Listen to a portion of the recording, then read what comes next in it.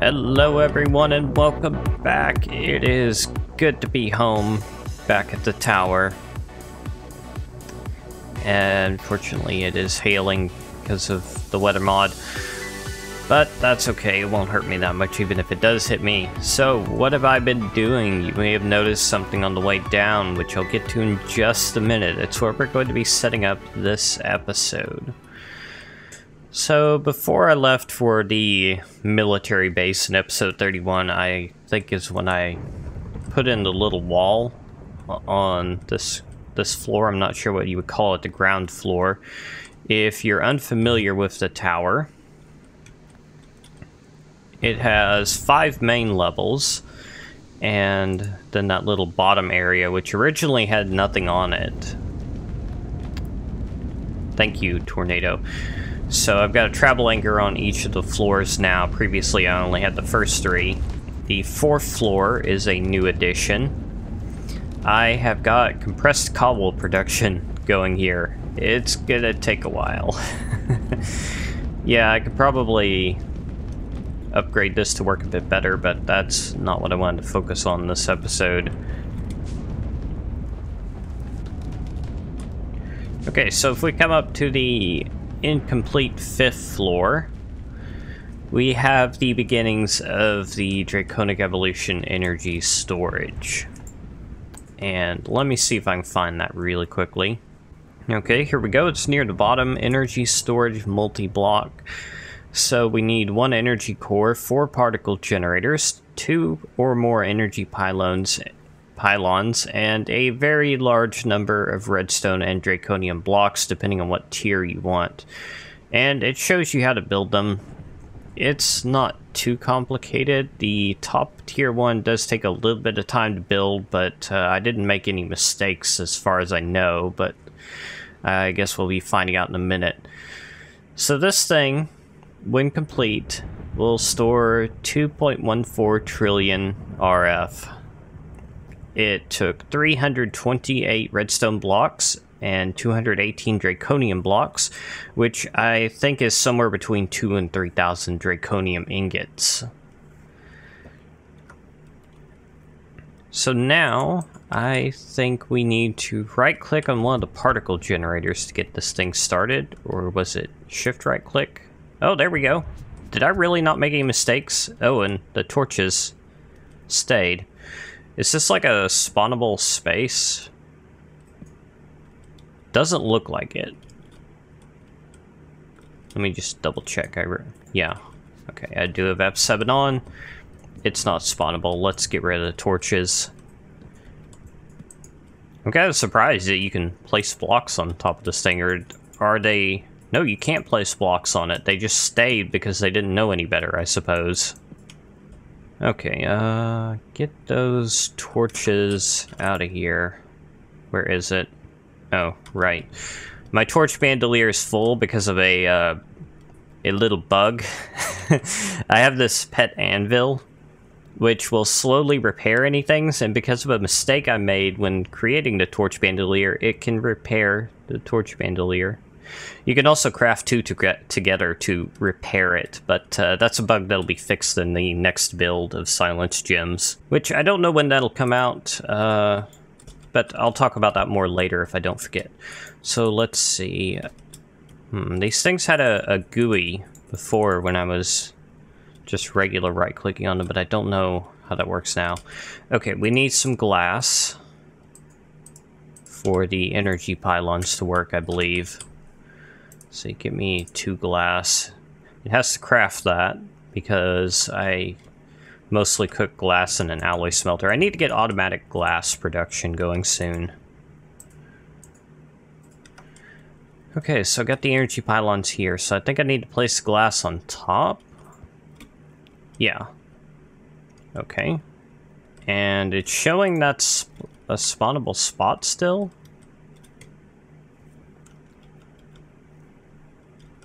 Okay, that's kind of weird. I guess I could put a torch on the side of that really quickly.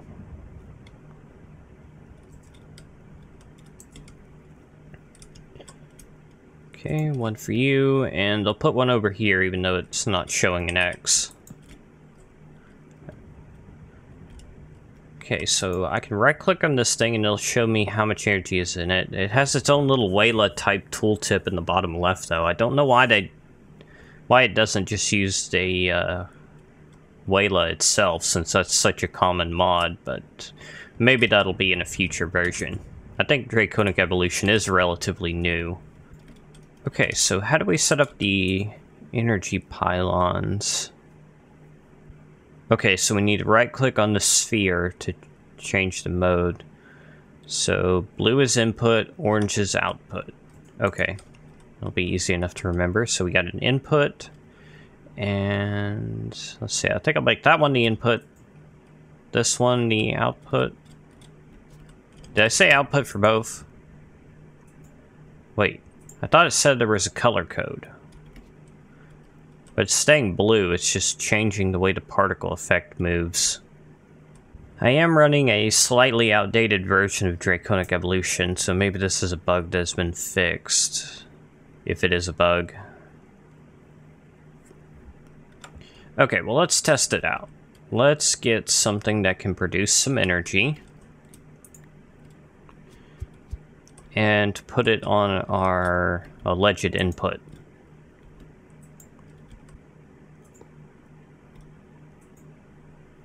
Oh, what did I just do? Oh, it's getting energy now. Oh, I see. The color is down here. I don't know why I was thinking it was a sphere that would be changing color. Okay, so that's output. This is input. It's the block's color that we're looking for. Okay, so that's getting energy from the solar panel. But I don't want to charge this thing off of a solar panel. I can't even imagine how long that would take. I did actually work out how long it would take me to fill this up with my current big reactor. It's approximately 160 days, so about half a year, I think. So we're going to need better power production eventually. But for now, let's see, how can I hook this thing up? It's kind of a mess running energy lines, so I'll do that off camera. There is something else I've done, and I don't think I've mentioned. I've set certain alloys to automatically keep a certain amount in stock. The most I could do with logistics pipes, as far as I know, was 127. So for a lot of these alloys, I'll have 127 in stock at most times. It does take them a little while to cook, but it should be making some more vibrant alloy here in a minute. Maybe some more energetic as well. Yeah. Alright. So I don't have to worry about making those anymore, at least. So what I'm probably going to do up here is, this level right here is going to be the main floor. So I'm just going to run that conduit through the floor and then take it down through the brace, like I've done with the rest of the tower. And this is a bit painful because there's different types of blocks, and it's kind of tricky to know where the conduit should go. Alright, now we're talking. We're filling up the energy core with energy from the tower, and this should also output to the tower as well, since I got both these energy pylons connected. Okay, and I guess the particles are affected by the weather mod, because they're just kind of flying around randomly at times.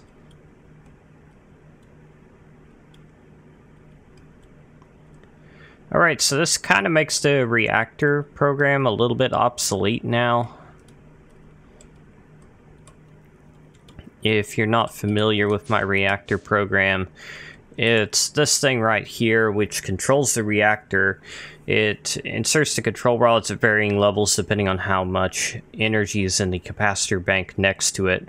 Once it drops below 80%, the reactor will run at full speed, 0% on the control rods. And if it were to reach 100%, it would shut down. But now it is going to be running at 100% for a very, very long time.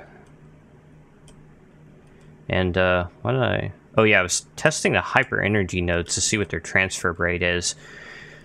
Energy transfer rates are going to be a problem once I build a really big reactor setup, because these can only output 20k RF per tick. At least I think that's going to be a problem. I'm not quite sure how that works. I think there's something in thermal dynamics that has an infinite RF output, but I don't have thermal dynamics, and it requires cryotheum. And if you're not familiar with this world, it's pretty much all arid biomes. Well, actually, there's a snowy biome right here, so I could probably find a blizz somewhere. But it's kind of weird how this world has so many arid biomes in it.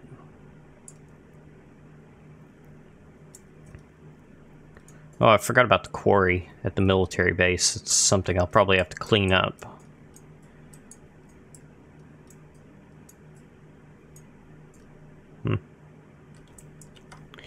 Alright, anything else that I've done recently? Well, that's all I've gotten in the book. Yeah, the particles going everywhere is a little bit weird. Okay, we're up to 30 million RF already. It's probably still draining the capacitor bank, though. Yeah, it'll be a while before this is all drained. That's 100 million RF. Oh, I am actually running another ender quarry. Originally, I did it to jumpstart my cobblestone supply again, because I was completely out of cobblestone. While I was away at the military base, the farming station, or one of the farming stations at the structure, was still running, and it apparently used up all the cobblestone making hoes. Yeah, of all things, I ran out of cobblestone. Well, I've got this thing right here that produces a little bit of cobblestone, so I went ahead and put the silk touch back on the ender quarry for now, since that's the best way for me to get resources.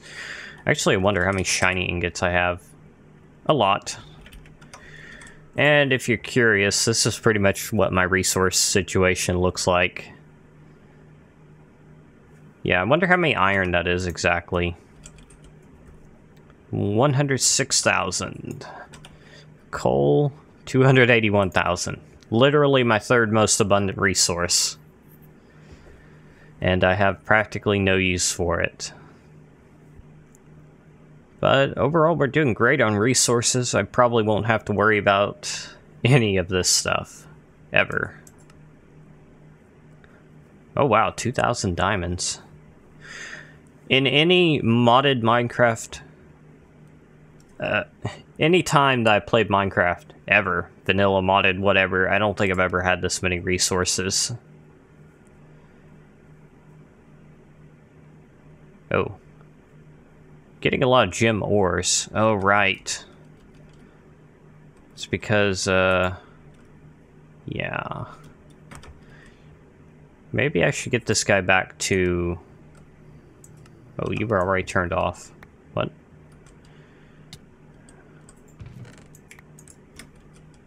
Okay, originally the way I was harvesting the gemstone ores was... Where did my robot go? Oh. Okay, let's get you set back up. Right here. Pickaxe.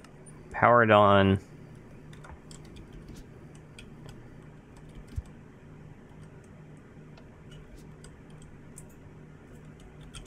And what was it called? Ore harvest. Alright, so that'll mine the ores with a fortune pick. And let's go ahead and set this back to like 5 seconds.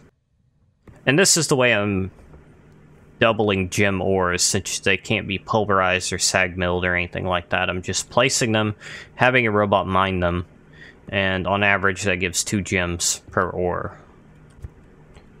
And I think pretty much every major ore is being auto-processed. I'm not worrying about aluminum. Chaos ore I'm just kind of holding off on since I don't need it. Meteorite ore, don't need it. Silicon, don't need it. Sulfur, don't need it. bauxite, don't need it. Poor ores, I wish I'd disable those. Project red ores, don't need them. And salt. How do I not have more salt ore than that? I thought it would have hit some in the mining world. Sticky ore. Yeah, I'm processing everything that matters. Okay, and I don't know if I've... Yeah, I think I did place these two ender chests. These are for the storage system for the remote ordering. So let's see. That's the remote orderer pipe down there. That's just a pipe for extracting purposes. I love just seeing all the items flying through the pipes. That's one of the things I love about logistics pipes. You can actually see everything that's happening. And these two ender chests are probably new. These go to... I think this one goes to the mob farm, and this one goes to the farming station. I was originally using tesseracts. They were causing some problems at the time. I haven't tested these recently. Let's make sure. Okay, they seem to still be working, and I can even put stuff in that sort slot, and I think it'll send it back to the farming station, not in here. Right. The farming station building itself, I almost wonder if maybe I should move this somewhere else. Like I said in the last episode, I'm kind of regretting building everything so close together because it's kind of hurting my frame rate a little bit. Although most of it's probably the tower anyway. So, either way, the next major project I start working on, I'm going to be going kind of far away, which I could actually show right now using this enhanced charm of dislocation I made. This is another Draconic Evolution item. It's made with a basic charm of dislocation, which you can bind to one location and then travel to it at will. It looks like it has... when you use it, it ticks down the durability, but then it ticked up on its own, I think. So the enhanced charm of dislocation, it does actually require a nether star here, so it's kind of expensive. We can shift right click to open a GUI. It's got several locations that I saved. It takes ender pearls as fuel. You just click add fuel, and that'll add one ender pearl from your inventory to the fuel. So let's see, this is where I'm thinking of building next. So it's kind of a, I think this is, yeah, it's a chaparral biome, however you pronounce that. I kind of like that biome. I don't know why, I just think it looks nice. And let's see, don't know what that, mountain biome, okay. So it's a pretty nice area. It's actually pretty close to the railway I built in the previous episode. Which, I don't know if I'm ever going to use that thing again. Probably not. It was not a very convenient thing at all. But that wasn't the point. Alright, so not a bad looking area in my opinion. It's relatively flat. Not a lot of... I mean, we have these little bitty trees for the most part, so those will be easy to clear out of the way. Depending on what I want to do. Okay, so might as well head back to the tower. You can also shift right click to change the destination, and then just right click. You shift scroll to change the destination, and then you right click to go to it. Or shift right click to open the GUI. Okay, let's see how the reactor is doing. Capacitor banks are almost fully drained. Why is it only doing like 4,900? Oh, that's, right, the reactor is producing 7.3K, so that's actually outputting like 12,000 total. Why that number, though? If the conduits can output up to 20,000. I'm not sure. Alright, and I guess I'll have to see if there's any way I can hook into this thing and read how much energy I have so I can display it using a computer or something like that, because reasons. And I think I'll go ahead and cut this episode here. It might be a little bit on the short side, but that's probably good enough. And I'll cover up that conduit line on my own time in a minute. So thank you for watching this video. As always, if you haven't already subscribed, be sure to do that. You could mash the like or the dislike button if you want to. I recommend the one that looks like a thumbs up. And I will see you guys on the next episode. Thanks for watching.